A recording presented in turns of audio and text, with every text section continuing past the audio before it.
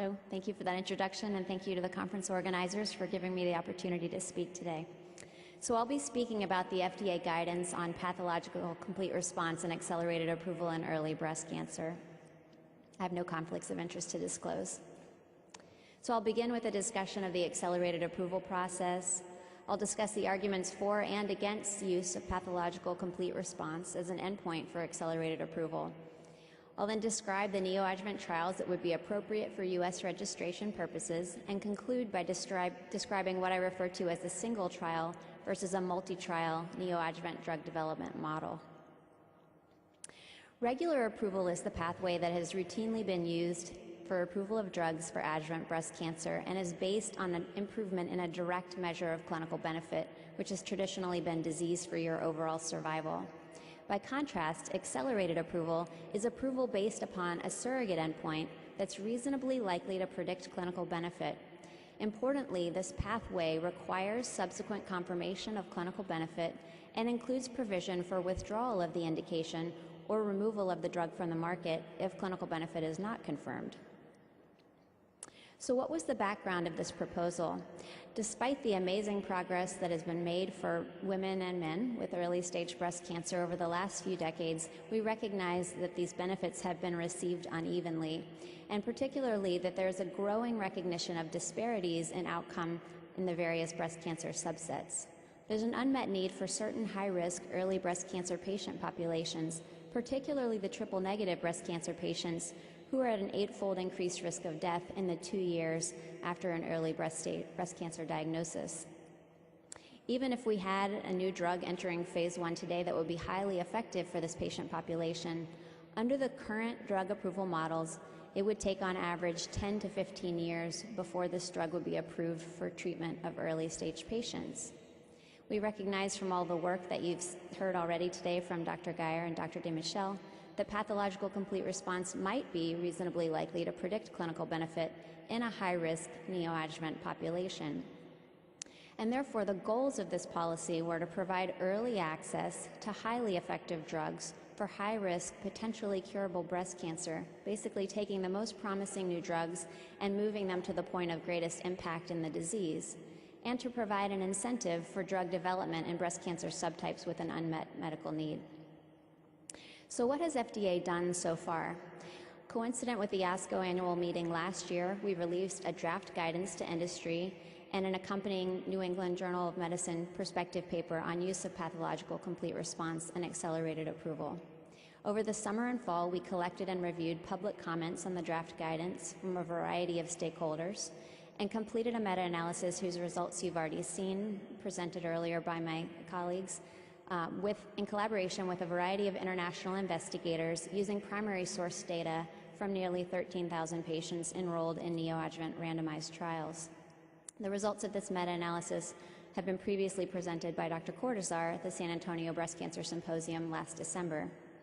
In March, FDA conducted a neoadjuvant breast cancer workshop that was co-sponsored by ASCO to build consensus on outstanding issues, and at present, the guidance has been revised and is now entering the final clearance process.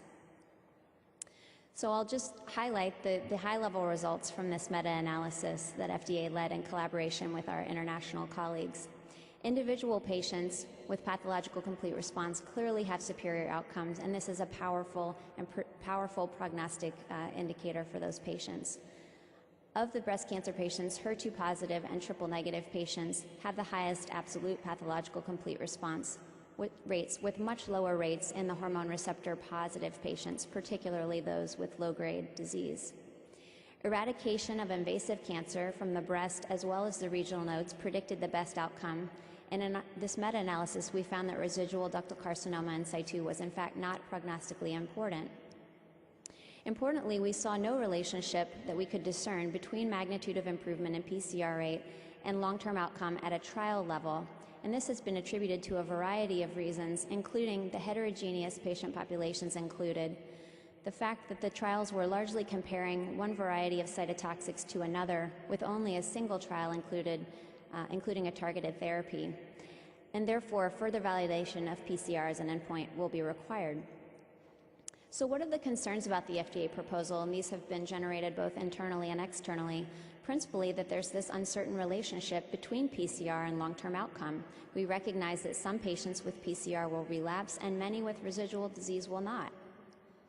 There's delay between initial approval under this pathway and the availability of long-term outcome data that either do or do not confirm clinical benefit.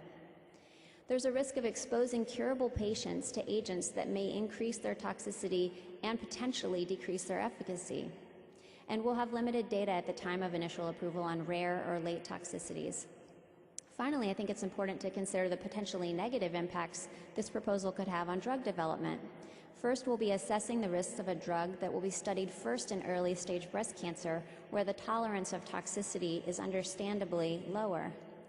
Furthermore, a concern that I've heard from many patient advocates living with metastatic breast cancer is that there's a risk of diminished drug development in advanced breast cancer if companies move towards a neoadjuvant indication as their first indication in the market and assume that there will be off-label use in metastatic breast cancer without adequate evidence to support its efficacy in that patient population.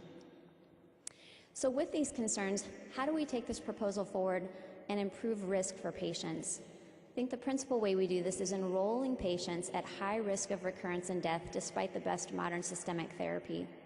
High-risk patients might be defined using traditional features of pathology or staging or via validated genomic measures, but should generally reflect patients with a minimum 20 to 25% 5-year risk of distant recurrence. We would encourage companies to focus on triple-negative and HER2-positive patients. Arguably, there have been many important advances with HER2-positive disease, with the approval of Herceptin for treatment of early-stage breast cancer, but nonetheless, these remain high-risk patient populations for recurrence and have been demonstrated to have the highest likelihood of PCR. They also have the most compelling data on an individual patient level that PCR predicts clinical outcome.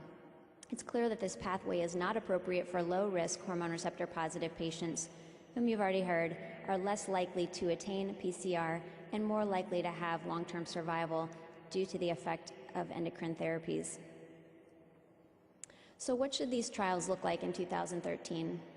We know that pathological complete response may result from patient factors as well as treatment, and therefore all of these trials should be randomized controlled trials.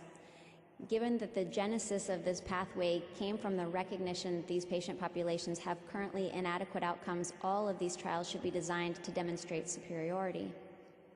An add-on design, and by that I mean standard therapy to which an investigational agent either is or is not added, should be used. The reason for this is to ensure that standard therapy that we know can increase the likelihood of cure will be received, as well as to isolate the effect of the investigational drug. Pathologists who will be providing the endpoint data should be uniformly blinded, and where it's feasible, considering toxicity, blinding of investigators and patients as well should be undertaken. As you've already heard from Dr. Geyer's presentation, it will be critical to standardize the surgical approach to the axilla, both the type and the timing of axillary nodal evaluation, the criteria for and delivery of radiotherapy, and specimen processing and pathological assessment. This is a uniquely difficult endpoint to assess when you consider the fact that we're defining a positive outcome as the absence of something on pathology. And finally, the issue of post-op systemic therapy needs to be carefully considered. Certainly for standard therapies that represent the standard of care in adjuvant therapy, for example, completion of a year of trastuzumab for HER2-positive patients, this should be delivered to all patients appropriately in both arms. I've heard many concerns raised about the issue of postoperative residual disease and whether or not investigators or patients will accept the notion that they could not receive additional therapy off study. I think that this is a place where the informed consent will matter. We need to tell our patients that we don't have therapies to give for residual disease that we know impact outcome. And furthermore, this will be an opportunity to develop future trials that will address this very important patient need.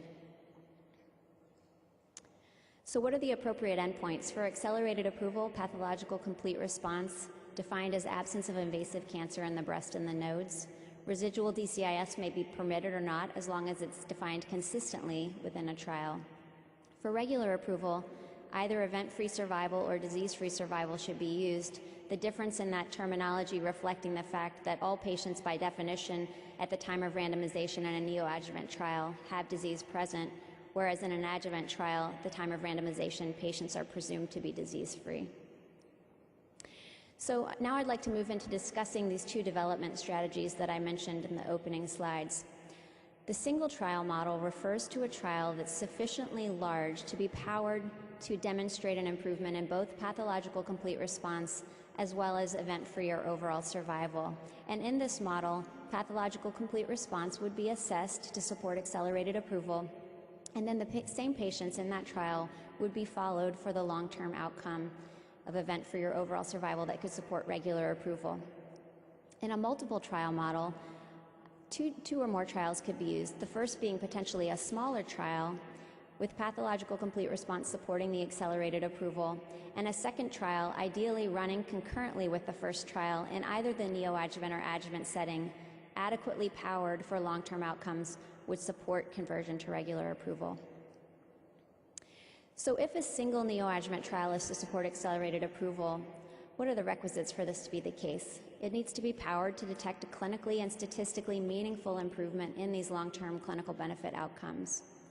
The ITT population should be used for all of the efficacy analyses, and all of the patients should be accrued before any PCR analysis is performed apart from futility. While interim efficacy analyses would be acceptable for event-free or overall survival, these should not be performed for pathological complete response. And it will be very important to control type 1 error, allocating the larger portion of alpha to those long-term outcome endpoints. So what are the advantages of using a single trial to support accelerated approval? Well, importantly, it ensures that the confirmatory trial will be able to be completed because, in fact, it will already have completed accrual at the time of the accelerated approval determination. Clinical benefit data will be available sooner, and therefore will have a faster conversion to either regular approval or withdrawal of the breast cancer indication. And it will provide a larger sample size that will give us an improved estimate of effect size, a larger body of data on safety in these patients who are curable, and the greater likelihood of identifying rare adverse events at the time of initial approval. This model has some disadvantages, though, as well. And I think the largest one is that we may expose a large number of patients to a less effective and/or more toxic therapy to get our answer. We'll have a longer wait to the initial U.S. approval compared with the multi-trial model, and in this way it will be more akin to our current model of drug development for early-stage breast cancer. And finally, we'll have a lack of data on use of the drug in the postoperative setting with potentially labeling indications. The multi-trial model also has a number of advantages and disadvantages. The advantages are that the results of the neoadjuvant trial may help to inform the design of the confirmatory trial. And because we're looking at more than one trial, we'll have greater assurance that the results are not due to chance alone. The multi-trial model will permit widespread access to highly effective drugs sooner because the trial that resulted in accelerated approval will presumably have been smaller. And it may give us the opportunity to collect data in the adjuvant setting from the confirmatory trial. Importantly, this may also permit assessment of the new drug either combined with or in comparison to other standard therapy in the confirmatory trial. The disadvantages are considerable, however, and include feasibility and logistical issues in the conduct of the confirmatory trial. One question is whether or not you'll be able to actually conduct a confirmatory trial once the drug is on the market for a neoadjuvant indication. If you do, will there be crossover or dropout from the trial? And these concerns can be mitigated to some extent by having a multinational adjuvant trial well underway at the time of accelerated approval. So how should companies considering this pathway select their development plan? I think the single large randomized trial powered to assess both PCR and long-term outcomes should be considered the default. When would the multi-trial model be appropriate? This should be considered for drugs with extensive existing breast cancer efficacy and safety data. For example, drugs with an existing metastatic indication, drugs with evidence of unprecedented efficacy, and drugs with a randomized adjuvant trial already designed and well underway. Early and frequent communication with the FDA is strongly encouraged as we embark upon this new development program. So in conclusion, use of pathological complete response to support accelerated approval is appropriate, but not for every drug, and I would argue not even for the majority of drugs. This should really be reserved for highly promising drugs for very high-risk patient populations. A substantial improvement in PCR rate is needed to maximize the likelihood of clinical benefit. And finally, it's important to realize that the accelerated approval pathway always involves risk. If we put drugs on the market that never need to come off the market, we're not using the pathway appropriately. And therefore, as regulators, we seek to balance this risk of accelerated approval based upon an as yet unvalidated surrogate versus the harm from delay in access to a practice-changing drug for high-risk breast cancer patients.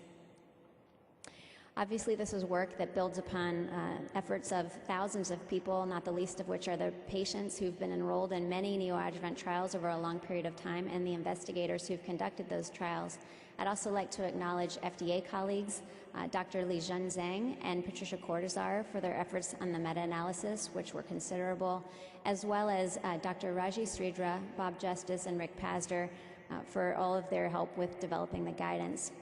Finally, I'd like to acknowledge the CT NeoBC collaborators and the participants in the neoadjuvant breast cancer workshop that so helped to shape the final guidance. Thank you for your attention.